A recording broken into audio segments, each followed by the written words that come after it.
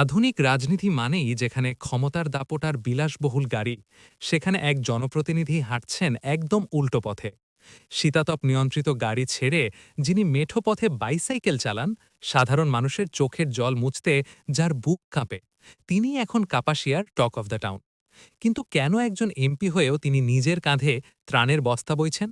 মানবতার এই বিরল গল্পের শেষটা জানলে যে কেউ অবাক হতে বাধ্য। গাজীপুরের কাপাসিয়া সংসদীয় আসনে মোহাম্মদ সালাহুদ্দিন আইয়ুবী এখন কেবল এক জনপ্রতিনিধির নাম নয়, বরং এক আস্থার প্রতীক।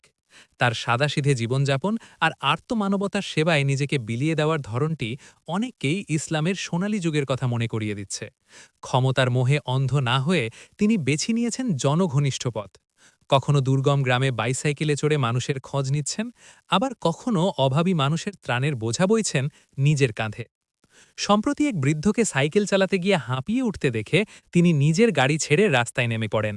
বৃদ্ধের সাইকেলটি নিজে চালিয়ে গন্তব্যে পৌঁছে দিয়ে তাকে নিজের গাড়িতে তুলে নেন। এমন মানবিক দৃশ্য বর্তমান সময়ে অবিশ্বাস্য। শুধু তাই নয়, বারিশাব ইউনিয়নে এক অসহায় নারীর একমাত্র গরুটি চুরি হয়ে গেলে তিনি নিজে সেই বাড়িতে গিয়ে ব্যক্তিগত তহবিল থেকে নতুন গরু কিনে দেন। সেই সাথে অপরাধ দমনে প্রশাসনকে দেন কঠোর বার্তা।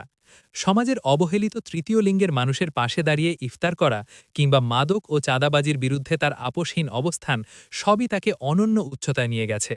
সালাহুদ্দিন আইয়ুবী প্রমাণ করেছেন, জনপ্রতিনিধি হওয়া মানে শুধু শাসন করা নয়, বরং জনগণের আমানতদার হওয়া।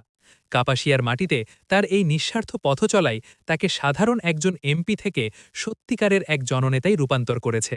তার এই মানবিক রাজনীতি প্রচলিত ধারার কাছে এক বিশাল চ্যালেঞ্জ, যা সাধারণ মানুষের হৃদয়ে তাকে বাঁচিয়ে রাখবে দীর্ঘকাল।